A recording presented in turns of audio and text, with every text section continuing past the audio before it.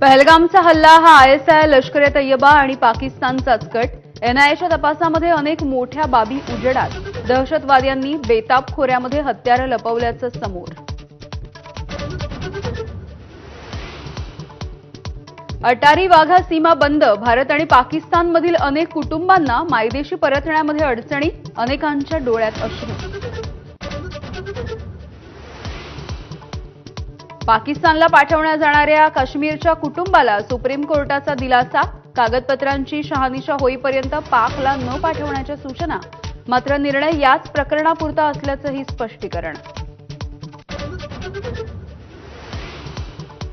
पहलगाम हल्ल्याला पाकिस्तानच जबाबदार। अमेरिकेचे उपाध्यक्ष जे.डी. व्हान्स यांचा ठपका। तपासामध्ये पाकिस्तानने भारताला सहकार्य करण्याचं आवाहन। पाकिस्तानने घेतला पंतप्रधान मोदींचा धसका। पाकव्याप्त काश्मीरमधल्या मदरशांना 10 दिवसांची सुट्टी। पाकच्या धार्मिक विभागाच्या प्रमुखांचा निर्णय। पाकिस्तानसोबत सुरू असलेल्या तणावाच्या दरम्यान भारतीय वायुदलाचं शक्ती प्रदर्शन। यूपीतील गंगा एक्सप्रेसवेवरती air show. Rafale, jaguar, mirage या विमानांचं लँडिंग। भारतात पाकिस्तानी क्रिकेटरचे Instagram account ban. Babar Azam, Mohammad Rizwan यांच्यासह शाहीन आफ्रिदी, मोहम्मद आमिरचं अकाउंट भारतामध्ये बंद। पहलगाम हल्ल्याच्या संदर्भात सरकारला समर्थन म्हणजे जनतेच्या भावनांशी खेळ। संजय राऊतांचा हल्लाबोल। मुंबईतल्या वेव्ज कार्यक्रम आणि बिहार प्रचारामधील मोदींच्या उपस्थितीवरती बोट।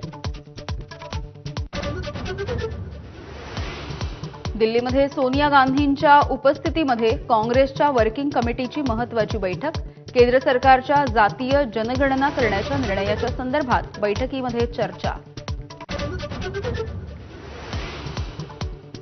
9 महिन्यांच्या नंतर पूजा खेडकरचं अखेर दर्शन। सर्वोच्च न्यायालयाच्या निर्देशानंतर दिल्ली क्राईम ब्रांच कार्यालयामध्ये 7 तास चौकशी। अनेक वेळा नाव बदलल्याचं लंगडं समर्थन।